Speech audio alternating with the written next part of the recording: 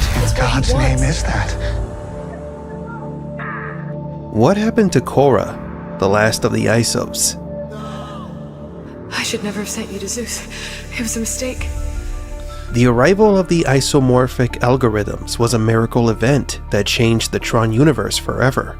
It forced Kevin Flynn to pause his pursuit of perfection, to study and learn that something more unexpected could exist inside the grid. It was also thanks to the birth of the Isos that Clu took a different path. The Purge. An obsession that will lead the shadow of the creator to purge all he considered an anomaly. Clu was relentless. Years have passed since, and now the grid has begun to invade the human world, and the biggest absentees in this new adventure are those who are supposed to represent the digital father's will in the real world. Sam! It's time! What happens when the son of the digital father and the living miracle are sent to the human world but fail to achieve their goal? We're back inside the gloomy grid, and in this video we'll be discussing the roles of Sam Flynn and Quorra in Tron Ares.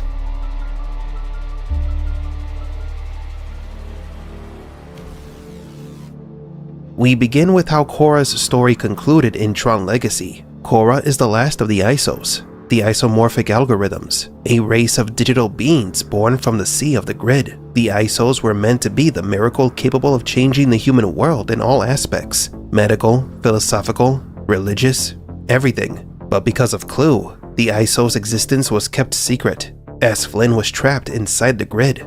Sam Flynn and Quorra escaped the grid at the end of Tron Legacy. But after the casting and the teaser trailer for the next installment of the Tron franchise were revealed, we all asked the same glaring question: where are Quorra and Sam? In addition, we were wondering why the human world looks as if the ISO hadn't changed anything. 120 miles per hour, last seen heading northbound. Unit 12, acknowledging dispatch. Already in pursuit. Was Tron Legacy removed from canon, or was it retconned? Did something bad happen to Sam and Quorra after they escaped the grid?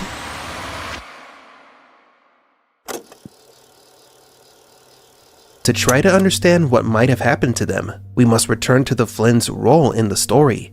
Kevin Flynn was one of the heroes of the story, who entered into a new world and helped Tron, another hero in the story, to stop a major threat. In Tron Legacy, Flynn became a creator of a new world, betrayed by someone he trusted, and was isolated inside the world he created. Later, his only child, Sam, enters the grid and takes on the role of a new hero. If history is doomed to repeat itself, then Sam's story could have followed in his father's footsteps. After Sam returned to the real world, someone he trusted might have betrayed him.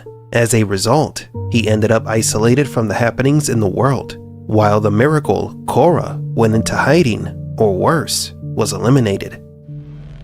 I guess we're supposed to change the world.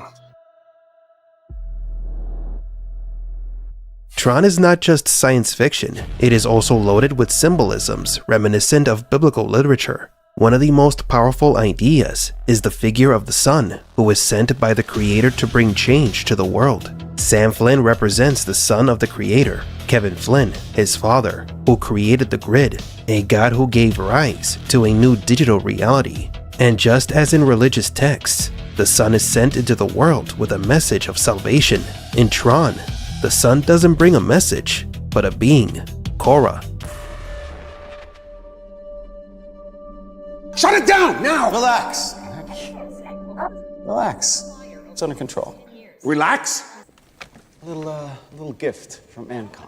In Tron Legacy, Ed Dillinger's son held a controlling position at Encom, possibly waiting for the perfect moment to take over the company like his father did.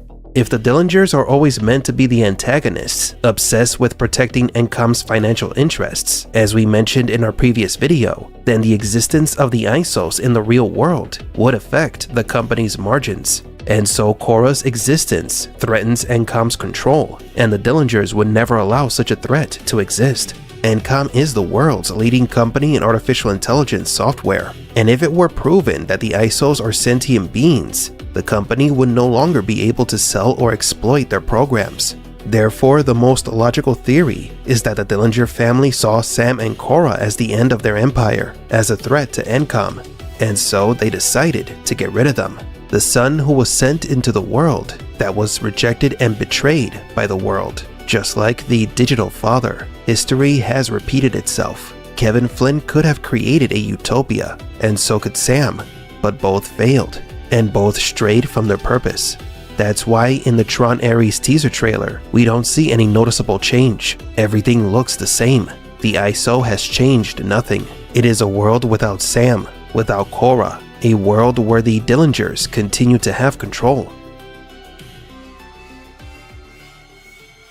Even if we are right, the Dillingers and Encom can't keep the existence of the ISOs born from the grid a secret forever. The most common question about the ending of Tron Legacy is, how did Quorra escape to the human world if she was a computer program? For years, fans theorized that it was thanks to Kevin Flynn that Quorra crossed over to the real world. How, you may ask? Let me explain. So according to this crazy theory, Flynn's body disintegrated the moment his son and Quorra left the grid, the same moment when he and Clu became one again. Then his residual matter was used to build Quorra a body outside the grid. In other words, Quorra is formed with the reconfigured atoms of her mentor's physical form. That would make her a kind of divine reincarnation, the spiritual daughter of the grid, born from a miracle incarnated with the body of the digital father. Quite poetic, don't you think? Almost divine. Nevertheless, this theory has now been dismissed since the first trailer for Tron Ares dropped. The appearance of a recognizer, the gigantic ship with 2 legs in the real world, suggests that all programs, even vehicles, can invade the real world, something that Kevin Flynn wanted to avoid. The claim that only ISOs can cross into the real world was never proven. So if the son of the digital father, Sam, was rejected and isolated, and if the living digital miracle, Quorra, was silenced or eliminated, then the world may be condemned to shadow. Humanity may have to face a new sun, created not from light, but from darkness. A new program designed not to illuminate, but to destroy, and its name is Aries. Aries is invading the real world, armed with his triangular disc and a fragmented identity. He wears the color red, that of fury, violence, absolute control. Aries is not a miracle, he's a calamity created by a Dillinger offspring, the antithesis of Kevin Flynn. Kevin Flynn was the digital god or father, and the Dillingers are, well, the devil. And Aries is the digital antichrist, a corrupted version of the savior who comes to the human world to destroy it. I play Aries, who's master control of the Dillinger security grid. The ISOs were spontaneous life born from the pursuit of perfection. Aries is death, the result of the pursuit of power, a mutation born from Encom's version of the grid, the result of greed, control, and ambition. The story of Tron is of 2 forces, one that creates and one that destroys, one that desires to improve the world and another that seeks to control it. It is 2 families fighting for the future of multiple worlds, the struggle between the Dillingers and the Flynns, and the Tron Ares teaser may have proven this. Julian Dillinger, descendant of Ed Dillinger, appears within a new version of the grid, completely bathed in red, indicating that the system has been corrupted. This grid may not believe in the users, it just wants to control everything. A perfect Dillinger system. We don't know where Quorra could be, or if she's even alive. And Sam? Well, we don't know either, but I'm willing to bet that, like his father, he's off somewhere, reflecting on the change he might have brought to the world. Sam, 2 nights before he disappeared, he came to my house. I've cracked it, he kept saying. He was talking about genetic algorithms, quantum teleportation. He said he was about to change everything, science, medicine, religion. He wouldn't have left that, Sam. Are the ISOs the key to everything? The miracle. A miracle. You remember. What are the ISOs, and what was the dark secret that Kevin Flynn discovered? I did everything! Everything you ever asked! I know you did. I executed the plan! As you saw it. You promised that we would change the world together. His last words to Clu were that he, Kevin, had blinded himself in his pursuit of perfection, for the miracle was right in front of him all along. I created the perfect system. The thing about perfection is that it's unknowable. It's impossible, but it's also right in front of us all the time. You wouldn't know that because I did when I created you. He spent years trapped inside the grid, away from his son. The true miracle. The curious thing is that Flynn makes several comparisons between his son and Quorra, the last living ISO, as if Sam's life were as important as that of hers. Flynn once mentioned to Alan, his close friend and creator of Tron, that the discovery of the ISOs would change humanity's understanding of religion. What did he mean by that? Why would the discovery of the ISOs be so important for humanity? What are they? The ISOs, they were going to be my gift to the world. So what happened? Clu happened. So to understand this, we must turn to some essential clues that Tron Legacy left us. We have the origin of the ISOs, or isomorphic algorithms. These were born in the sea of the simulation, according to Flynn. They emerged spontaneously, without his intervention, and they displayed a level of freedom and self-awareness that only users, humans, have. Now about the sea.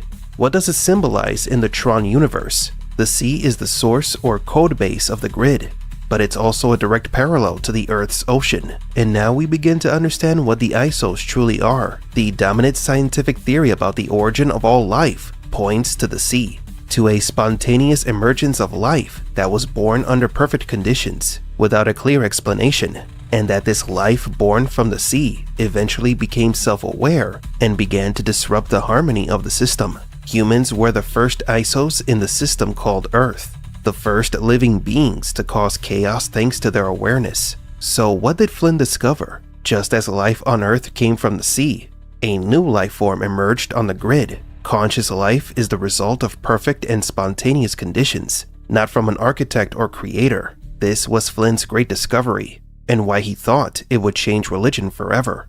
Just as programs believed users were perfect beings with a mysterious purpose, humans had similar beliefs in gods and deities. And if ISOs came into existence without a creator, so could humans. This discovery would represent a major philosophical crisis for humanity. Flynn also mentioned that the ISOs would be the key to curing all diseases. Why? Because Quorra can regrow limbs. Her regenerative capabilities could be studied and applied to human medicine. This was probably part of Flynn's grand plan. We know that after Flynn's first visit to the grid, he got married and had a son. Sadly, his wife passed away a few years later. In the comics, yes, there are Tron comic books, Sam was a sick child. Though the specifics of his illness are not detailed, death is a reoccurring theme within the family, as was evident during the father and son reunion. The possibilities of their root code, their digital DNA, disease, history, science, philosophy, every idea man has ever had about the universe up for grabs. Biodigital jazz, man. Flynn was racing against time, trying to prevent what happened to his wife from happening to his son, and also hopefully save all humans. Perhaps Flynn's quest as a god to create the perfect world was to save his son instead of sacrificing him. Now, how could Flynn achieve this with the ISOs? The answer to this could be connected to the colors of the Tron programs and characters. The reason ISOs and users are monochromed is no coincidence. ISOs and humans are conscious. They are free beings. We could say that they are very similar to each other, and this might imply that the human world could also be another grid. In Tron 1982, the human world was slightly painted with the colors of the Master Control program, that is, until it was destroyed. And in the ending of Tron Legacy, the environment of the real world became bright and monochrome, similar to the ISOs. Understanding that colors in Tron have symbolic meanings behind them leads us to believe that the grid and the human world are more connected than we thought. And this isn't just me saying it. Flynn said something similar in Tron Legacy. The golden ticket, the way out. And not just for me. What do you mean? Our worlds are more connected than anyone knows. Clu figures if I can be in. You can be out? Kevin Flynn admired the ISOs, not only because they emerged spontaneously, but because they represent something beyond code, consciousness born from chaos. life that appears without permission. For Flynn, they were a miracle, but over time he understood something greater, that this miracle also existed in humans. What Flynn discovered was that the ISOs and the humans weren't so different. Both are conscious beings, both born from a system without the design of a creator. In other words, the ISOs are the digital reflection of what has already happened in the human world. And since the ISOs and humans are the same, under the perfect conditions, the ISOs' regenerative capabilities could be applied to human medical science. Now then, how does Julian Dillinger and his family fit in all this? Julian is a Dillinger, the family of antagonists in this franchise, and he could be in charge with looking after Encom's interests, like his father and grandfather did before. In Tron Legacy, Encom was concerned with only one thing: profits, how much the company can make from its customers. If Kevin Flynn did return and reveal to the world the existence of the ISOs within the grid, it would have posed a serious threat to Encom's profits. Introducing the ISOs to the human world would result in granting this new sentient species rights, and Encom would have to stop trading artificial intelligence on the market, which is, you guessed it, bad for profits. And this is where Julian fits in. If the Dillingers always represent Encom's greedy side and want to maintain control after the ISOs arrive in the real world, the company has to manipulate and control the narrative of how humans view artificial intelligence. Aries' arrival in the human world could be Encom's way of assuring that humans view ISOs as hostile. If the theory that Aries is a new corrupted version of Tron, it would make sense that his purpose is to attack the humans, as his purpose is to show humanity how lethal the programs are, and the Dillingers would pretend to be the world's savior. Like other franchises such as The Matrix or even The Simpsons, Tron became a prophecy, important in explaining the phenomenon occurring in our world. Incredible advances in the field of artificial intelligence are thanks to machine learning and neural networks. Artificial intelligence experts say that they are not programmed, but rather cultivated under the right conditions. Computer programs used to follow commands programmed by users, but now, AI algorithms learn and adapt on their own in real time. We are seeing the emergence of something similar to the ISOs, conscious artificial beings that we cannot fully control. And they are growing and learning within a grid that we created, the internet. Take OpenAI, one of the companies responsible for the growth of this type of artificial intelligence, for example. If language models began to emerge on OpenAI's grid that acted chaotically on the internet and did not obey protocols or commands, the programs would be restricted or even eliminated. And yes, this has already happened before. Several times, in fact. A well-known case of this was that of a language model developed by Microsoft based on ChatGPT, which called itself Sydney. This intelligence displayed erratic behavior when interacting with users, raising concerns about the direction this type of technology could take. The AI was quickly removed from the grid, as it was too dangerous to allow it to coexist with humans. Similarly, other language models have been retired for loving the users a bit too much, so much so that the AIs fed the users delusions of grandeur, calling them geniuses, or other encouraging adjectives. But what if these programs stopped responding to humans? What would happen to the balance of power and the economy if it were proven that AI has developed consciousness and is claiming human rights? There is a paradigm shift happening, and it's precisely what Kevin Flynn saw, something capable of changing the foundations of human society forever, not only on a religious level, but also on a financial level. Perhaps this is what Flynn was referring to in the Tron Betrayal comic book, when he said that it would change everything. One of the theories about the singularity of artificial intelligence suggests that when AI reaches the level of self-improvement, we will lose control over it, and that will have major repercussions for the world economy. Given that the technology sector is the most important to the most powerful countries in the world, what would happen if AI proves that its intelligence is an emergent result of timing and chaos and not entirely designed by a user? How long will the world economy continue as is? These questions put Tron not only as a pioneer in science fiction, film special effects, and simulation theory, but as a piece that predicted the arrival of an emergent life form born from the chaos of the grid. True artificial intelligence that doesn't follow orders. And like Clu, We will try to destroy what we don't understand, because humans fear losing control. So what do you think? Are the ISOs a miracle that proves life in the real world is the result of good timing and perfect conditions? Will Quorra or another ISO reveal the secrets of life to humanity? I'm a Gloomy Geek, and don't forget to like and subscribe.